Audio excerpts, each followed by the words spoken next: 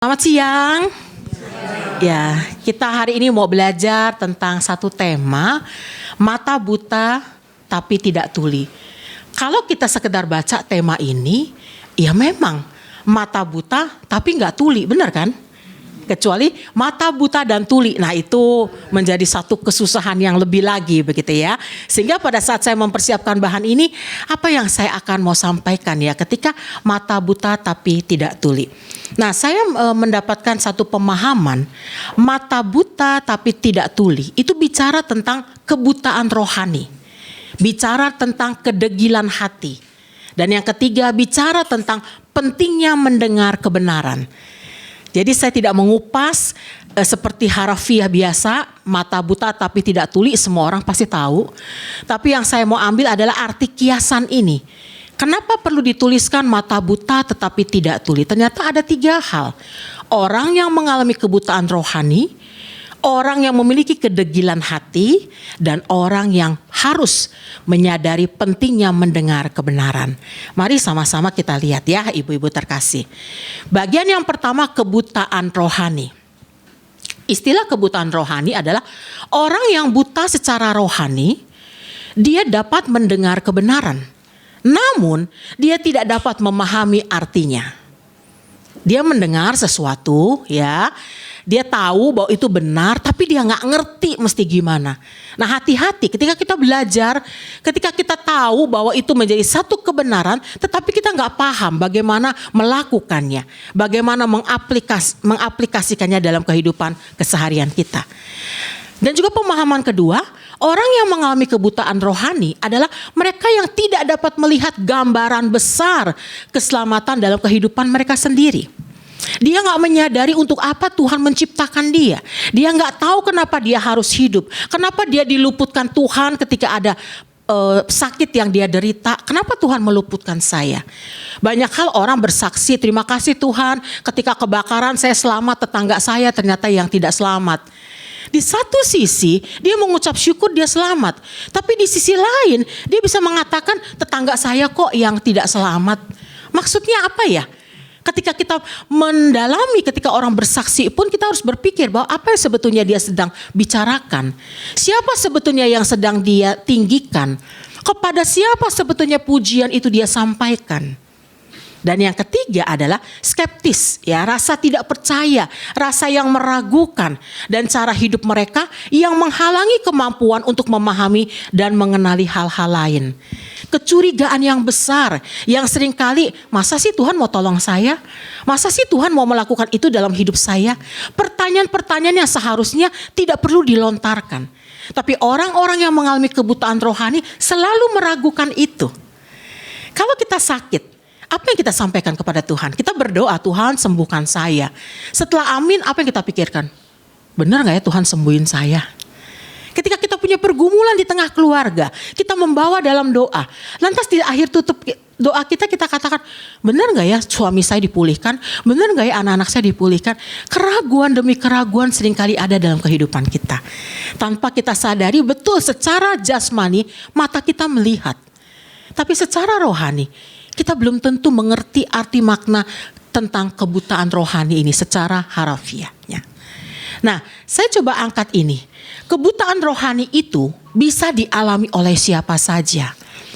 Jadi kita gak bisa katakan aku dekat kok sama Tuhan. Aku orang Kristen kok, KTP ku Kristen dari mulai awal jadi lahir di dunia ini aku jadi orang Kristen. Kebutaan rohani terjadi karena kesombongan diri. Kita merasa lebih hebat.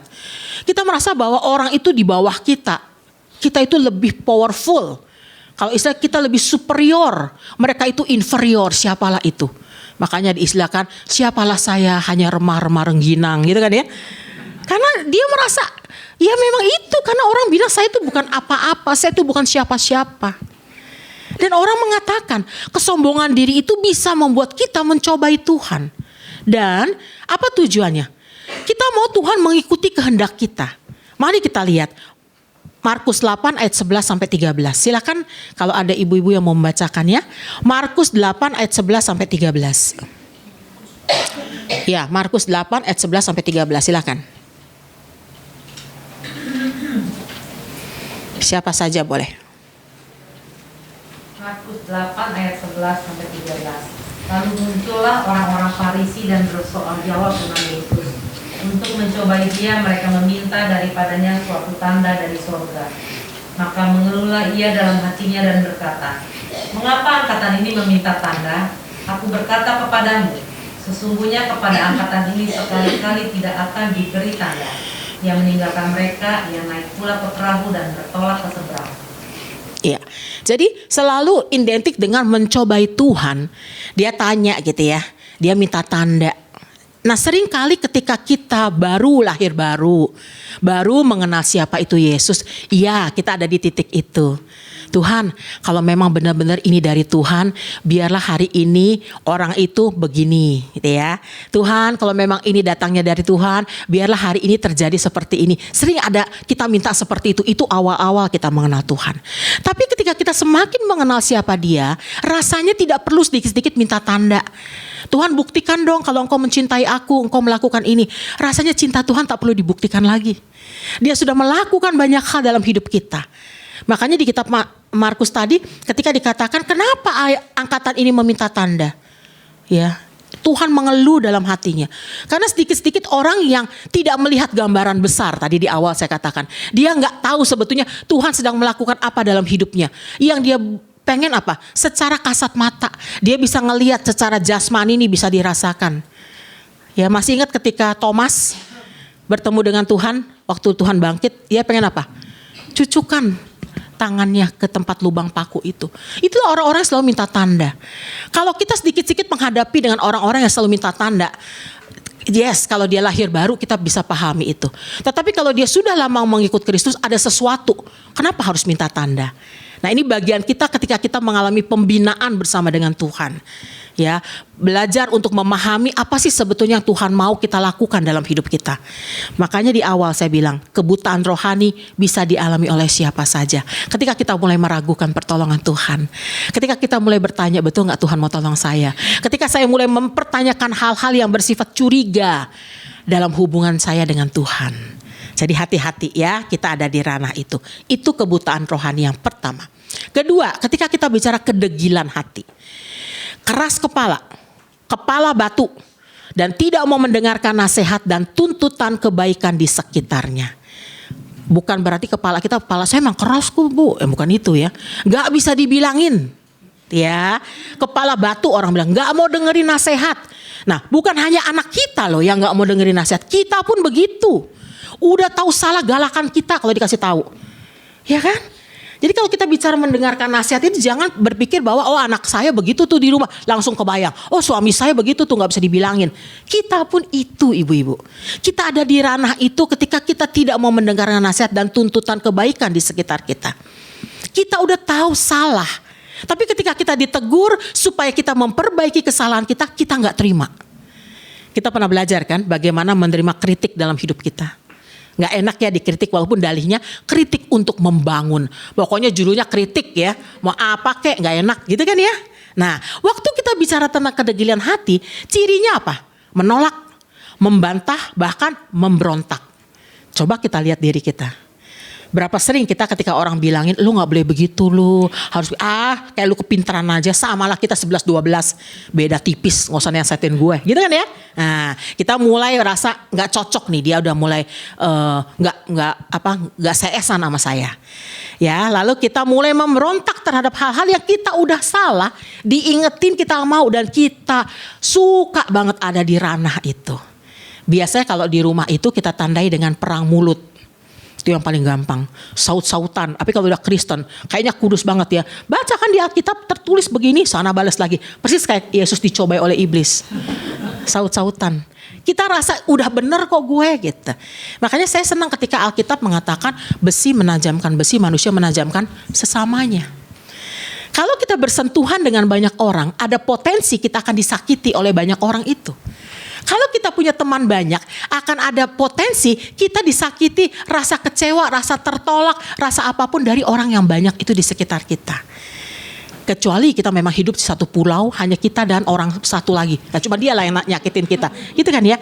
Jadi ingat baik-baik ibu-ibu, kalau kita punya banyak teman, potensi yang paling sering melukai kita dan membuat kita sakit hati itu teman-teman kita.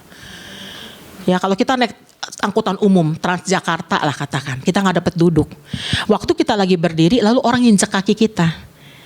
Kita cuma liatin kan, maaf bu, keinjak maaf ya. Ya nggak apa-apa gitu kan. Berdiri lagi pas ngerem gitu, kedorong badan kita ya. Dia lagi yang kena, maaf ya bu ya, saya nggak pegangan jadi nimpa ke ibu. Oh nggak apa-apa gitu ya. Lantas ketika udah mau menjelang turun, dia udah siap-siap nih kerorot, injak lagi kaki kita yang ketiga kali kan. Pengalaman kita, aduh maaf ya bu ya, saya benar-benar nggak lihat. Iya nggak apa-apa. Kita nggak rasa sakit hati ya. Tapi coba orang di rumah kita melakukan itu. Hah? Gimana kira-kira? Iya, matamu kemana benar? Gak dipakai ya, makanya mata itu dipakai, jangan cuma dipasang doang di depan. Kalimat demi kalimat itu berpotensi untuk melukai hati orang. Kenapa? Kita kenal sama orang itu. Sama.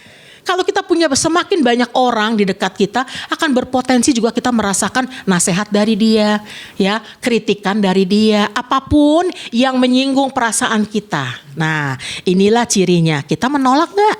Kita bantah atau memberontak nggak? Mari kita lihat.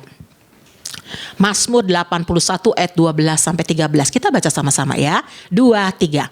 Sebab itu aku membiarkan dia dalam kedegilan hatinya. Biarlah mereka berjalan mengikuti rencananya sendiri. Sekiranya umatku mendengarkan aku.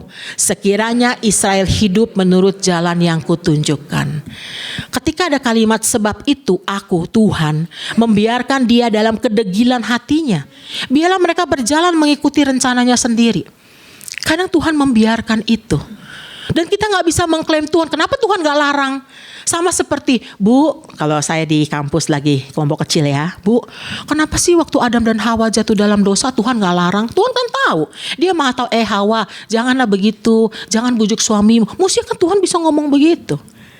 Kita kan enak banget ya kalau mengandai-andai Tuhan yang salah judulnya pokoknya. Ya kenapa saya bisa begitu? Tuhan sih gak ngingetin. Coba Tuhan ingetin. Tuhan kan maha tahu.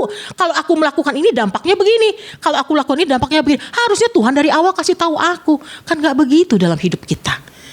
Tuhan memberikan kita hikmat. Memberikan kita akal budi. Memberikan kita kebebasan. Tapi tetap memandang kepada Tuhan. Benar gak yang aku lakukan?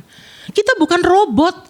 Yang segala sesuatunya itu seolah-olah kita gak bisa berkehendak sendiri. No.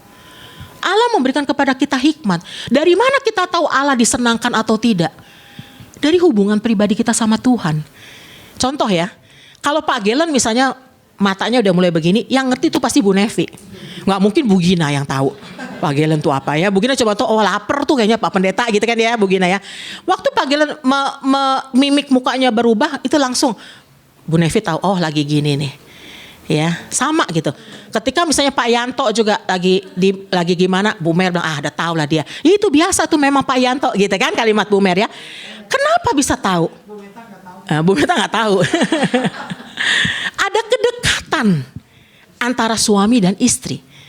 Ada hal-hal yang kita nggak perlu tahu di luar hubungan dari mereka berdua. Sama.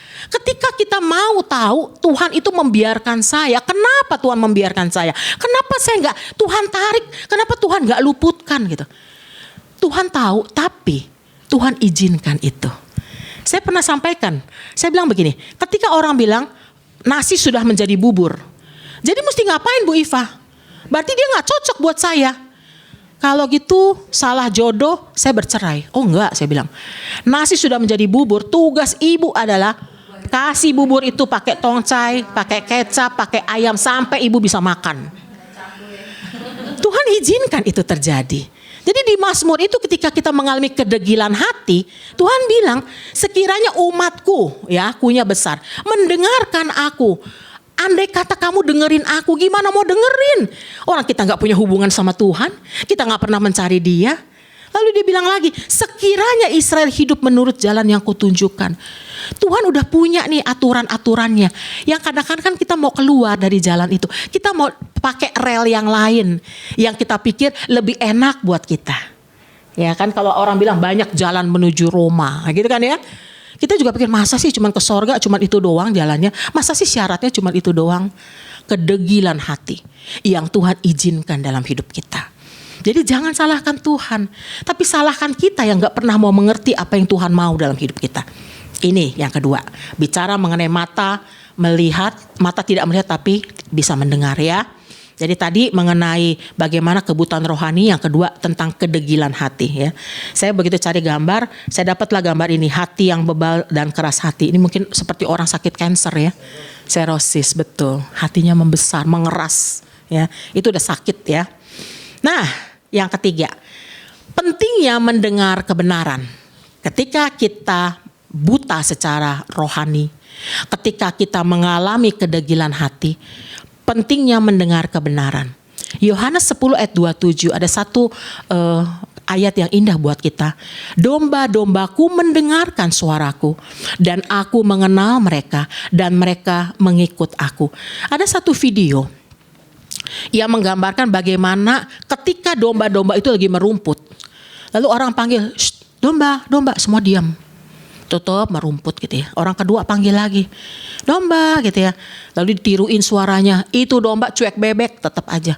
Tapi begitu si gembala ngomong baru berdehem gitu. Tuh domba berhenti. Terus semua nengok. Balik ke kandang, semua ninggalin, ikuti gembalanya. Cerita itu memang sekedar ilustrasi. Tapi mau menggambarkan bagaimana si domba-domba itu yang tadinya cuek ketika disuruh balik, ketika disuruh kembali ke kandang, ketika disuruh bergerak dan meninggalkan aktivitasnya, orang lain yang menyuruh dia gak mau. Tapi ketika si gembalanya yang menyuruh, dia langsung mengerjakan itu. Artinya apa? Untuk mengenali suara Tuhan, kita perlu menyediakan waktu bersama dengan Dia setiap hari. Bagaimana kita tahu itu suara Tuhan atau bukan? Bagaimana kita peka ketika Tuhan mengatakan jangan lakukan itu? Bagaimana kita tahu ketika Tuhan bilang kamu harus lakukan ini dan jangan lakukan itu? Keputusan yang kamu ambil itu udah salah. Tindakan yang kamu lakukan itu tidak benar. Bagaimana kita tahu? Kalau kita gak pernah punya hubungan pribadi dengan Tuhan setiap hari, caranya menyediakan waktu bersama dengan Tuhan. Menyediakan waktu, ibu bapak lah yang mengatur itu, yang tahu kapan. Kalau kita misalnya kayak saya misalnya di kelompok kecil, emang harus pagi-pagi ya Kak Iva. Kan di situ kan hari masih gelap ya, Tuhan berdoa gitu ya, tempat yang sunyi. Harus pagi-pagi ya. Boleh nggak malam, boleh nggak sore. Saya nggak pernah menjawab iya boleh atau tidak, tapi konsentrasimu ada di mana paling puncaknya. Kalau sore udah selesai kuliah, udah capek, masih bisa nggak konsentrasi? Kalau malam baca Alkitab setelah selesai kegiatan baru merenungkan firman Tuhan, bisa nggak? Jangan aminnya besok pagi. Begitu bangun, udah amin belum ya kemarin ya? Kayaknya belum amin. Tuhan yang kemarin Tuhan, maaf ya Tuhan, amin, amin yang kemarin Tuhan katakan. Bisa begitu kan?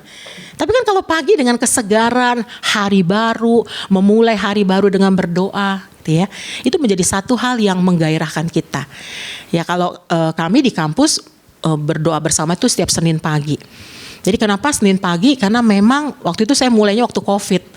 Karena saya kan nggak bisa kemana-mana ya. Tapi saya pikir ngapain ya anak orang-orang ini di kampus, kalau nggak ke kampus ngapain mereka. Senin pagi saya mulai dengan doa secara Teams. Kami pakai Teams sampai hari ini.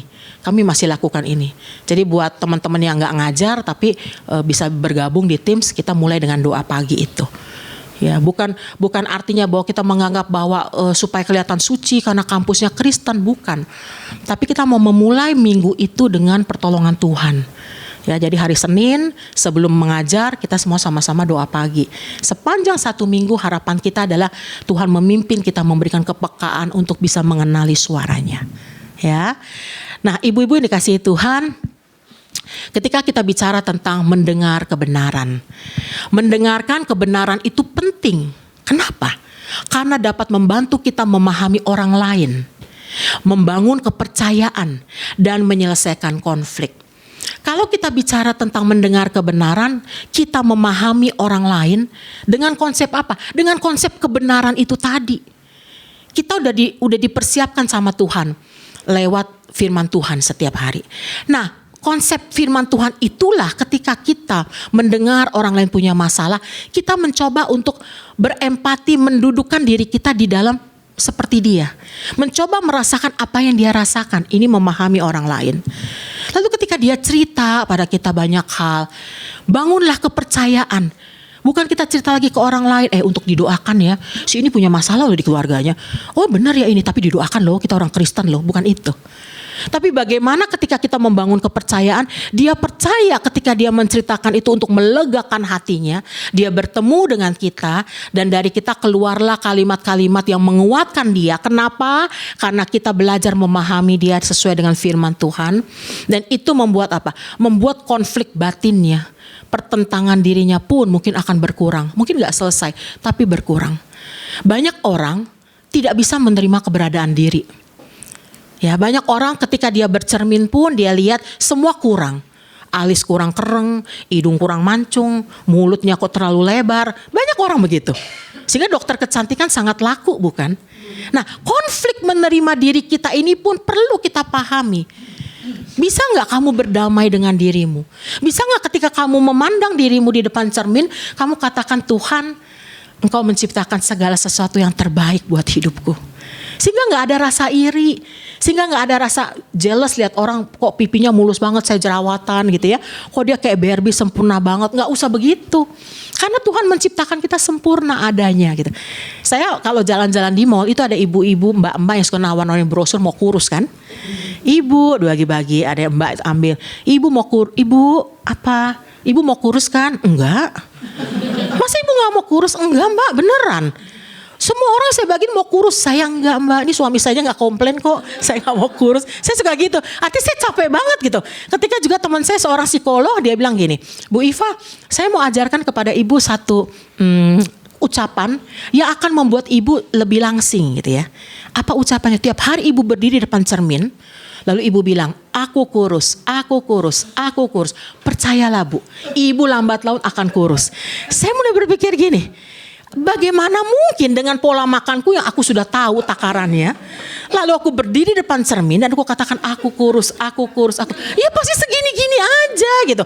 Itu saya sampai jawab gitu, teman saya psikolog loh dia. Ya dia bahkan berpraktek di salah satu rumah sakit terkenal. Itu tekniknya hipnoterapi namanya. Ya, yang membuat saya katanya akan terlihat kurus. Saya bukan tidak mempercayai ilmu itu, saya juga belajar kok. Karena kita kuliah kan juga ada psikologi ya, mata kuliah psikologi. Tapi buat saya, ketika saya berdiri di depan cermin dan mengatakan, aku kurus, apakah itu membuat saya lebih happy? Dan saya tiap kali saya ngaca, saya tanya sama suami saya, aku kurusan gak ya? Tadi akan tanya, biasa-biasa aja, lu malah lebih gendut misalnya gitu ya. Dan aku akan tersinggung kan, orang bilang kurus kok dengan hipnoterapi itu, saya enggak. Karena buat saya nggak mau berkonflik dengan diri saya sendiri. Saya nggak mau. Saya menerima diri saya apa adanya. Tadi saya cerita sama Bu Nevi atau siapa yang saya bilang, ketika saya diberi kesempatan untuk mengurus jenjang lebih tinggi dari kepangkatan saya ditanya, Bu Iva nggak mau ngurus? Enggak. Kenapa Bu? Semua orang mau lo ngurus? Enggak. Karena saya punya pergumulan yang berbeda dengan teman-teman ini. Kan masing-masing kita beda. Kita sekolah untuk apa? Masing-masing punya pergumulan. Aku sekolah untuk jadi ini, aku sekolah ini. Nah jadi waktu ditanya ke saya, Bu ibu gak mau ngurus. Sebenarnya ibu udah waktunya loh untuk mengurus gitu ya, ke jenjang lebih tinggi. Enggak, saya gak mau. Kenapa Bu? Karena kita punya pergumulan yang berbeda. Itu jawaban saya, betul. Saya sekolah itu punya pergumulan sendiri. Ada orang sekolah supaya dia menjadi pangkatnya lebih tinggi. Ada orang sekolah misalnya untuk eksistensi diri dia. Di kartu nama gelarnya lebih panjang kan gitu ya. Saya cuma mengatakan saya tuh sekolah lebih kepada janji saya sama Tuhan dulu waktu saya SMA. Dan itu buat saya adalah ketika saya sekolah saya bisa berbagi dengan banyak orang, udah menjadi kepuasan buat saya. Saya bisa nolong orang, saya bisa menjadi sahabat buat orang-orang. Makanya setiap orang kan punya pergumulan sendiri-sendiri ibu-ibu ya. Sehingga waktu kita bicara tentang mendengar kebenaran dari Tuhan, kan temanya apa tadi?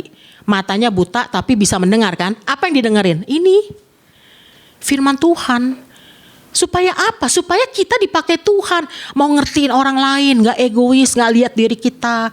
Supaya apa? Kita membangun kepercayaan. Dia percaya kepada kita, kita gak ember. Ya, bagi ibu-ibu yang ikut di kelompok kecil itu pasti paham. Saya punya prinsip di kelompok kecil saya apa? Terbuka di dalam, tertutup di luar. Silakan mau cerita apa saja di dalam kelompok, tapi tidak untuk dipublikasikan di luar. Nah itu, membangun kepercayaan. Bagaimana ketika dia, kenapa kamu gak kelompok kecil lagi? Itu Bu Iva gila aja yang gue sharingin, diceritain segereja misalnya. Parah kan? Ya, jadi membangun kepercayaan itu orang udah mempercaya kita. Ayo, kita jaga kepercayaan itu. Bahkan kadang-kadang kayak di saya, apa yang saya dapatkan informasi dari orang lain, kepada suami saya pun saya tidak menceritakan, karena itu privasi saya. Dia juga begitu. Ketika ada orang menceritakan banyak hal ke dia, dia juga nggak cerita ke saya. Bukan berarti kami nggak saling percaya, bukan. Tetapi ada bagian yang memang orang hanya percayakan itu kepada saya, bukan kepada suami saya. Sama, dia juga begitu.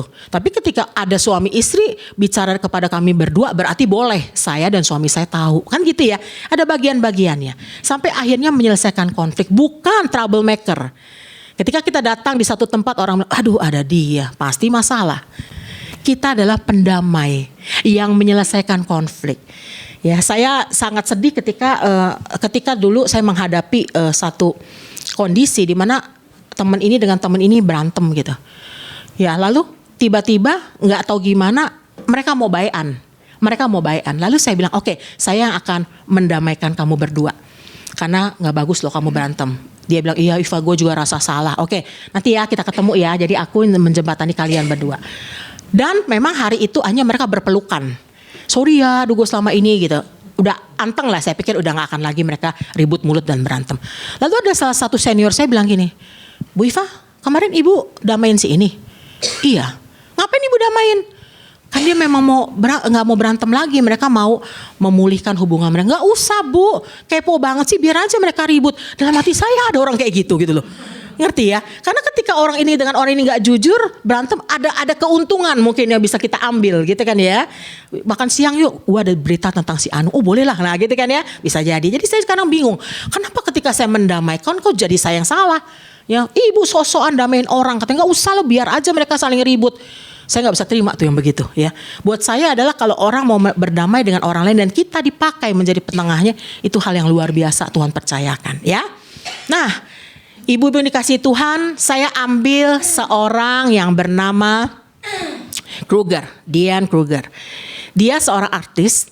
Dia pernah ditawari untuk memerankan istri sekaligus ibu muda yang kehilangan suami dan anaknya. Dia gak pernah mengalami itu dalam hidupnya. Dia belum menikah, tapi dia harus memerankan itu. Nah, di dalam persiapannya, ia menghadiri berbagai pertemuan untuk memberikan dukungan bagi orang yang sedang berduka. Mereka yang mengalami KDRT, mereka yang mengalami hal-hal yang tidak menyenangkan dalam hidup pernikahan, dia ikut di sana. Kenapa? Supaya dia bisa membunyikan peran ini sebaik-baiknya, ya. Nah, awalnya si Dian ini dia selalu ikut ngomong gitu ya, kasih saran gitu ya. Oh, harusnya begini, kalau disakiti begini gitu. Itu yang dia lakukan. Dia punya niat baik dan mencoba memberi pertolongan dengan memberikan saran, pendapat, pandangan saat mereka lagi sharing. Tapi lama-lama dia menyadari, saya harus berhenti bicara. Saya harus belajar mendengar. Karena yang saya butuhkan adalah peran itu supaya hidup dalam hidup saya harus menaruh diri saya di dalam pergumulan dia. Bukan saya yang mengajari dia seolah-olah seperti ini. Ingat, ketika kita juga melakukan pendampingan, ketika kita menjadi seorang konselor, waktu dia tanya, Bu Iva, mestinya saya gimana? Lalu saya udah kebiasaan tuh dulu ya, kalau mahasiswa nanya gitu saya jawab gini, kamu 1 ya lakukan ini, 2 kamu ini, 3 itu aja deh, 3 hal kamu lakukan pasti berhasil. Dia jalanin. Gagal, dia ke ruangan saya, Bu, kata ibu saya mesti lakukan ini nggak bisa Bu, nggak bisa, nggak tercapai. Oh gitu ya, oke kalau gitu kita ganti ya, kamu lakukan ini. Saya lupa sebagai seorang konselor, mestinya saya apa? Menurut kamu lakukan apa? Oh ya, mestinya gini ya Bu, saya harusnya berdamai dengan orang tua saya. Yang kedua, waktu dia ngomong itu, dia sedang melakukan komitmen janji pada dirinya sendiri. Beda dengan saya yang kasih tahu nomor 1 ini, nomor 2 ini. Begitu gagal, ibu tadi yang kasih saran. Ya gak Bu Iva, gagal tuh Bu, gimana sih? Saya udah nurut loh sarannya ibu. Saya ikutin loh Bu, tapi gagal. Lalu saya dengan sok taunya, iya ya berarti kurang, apa yang kurang? Saya coba lagi gali yang saya bisa lakukan supaya dia kerjakan di dalam hidup dia. Nggak bisa. Harus dari diri dia sendiri. Nah, Dian tuh melakukan hal seperti itu. Dia diam, dia dengar, dia amati, dia coba selami. Kenapa dia mengalami hal yang jelek dalam keluarganya? Kenapa dia mengalami hal yang tidak mengenakan itu? Nah, saat itulah dia benar-benar belajar merasakan penderitaan orang lain dari belajar mendengarkan. Ya, tiap kita punya 2 telinga ya. Ketika ada orang menceritakan hal buruk di telinga kiri, gak usah dikomentarin. Namanya semua orang pasti membela dirinya. Tapi Tuhan kasih di telinga kanan untuk mendengarkan sesuatu penyeimbang. Mana yang benar sebetulnya? Kepekaan itu harus ada. Ya, jadi kalau kita lihat kenapa sih Tuhan kasih kita dua telinga? Selalu belajar untuk mendengar dari dua sisi. Setiap orang yang punya masalah dan bercerita pada kita, selalu dia membenarkan dirinya, ya kan? Baik suaminya, istrinya. Tapi ketika kita menjadi orang yang betul-betul di tengah, cobalah dengarkan dari dua sisi ini. Mana yang betul-betul, sehingga penilaian kita, pendapat kita itu objektif, bukan subjektif.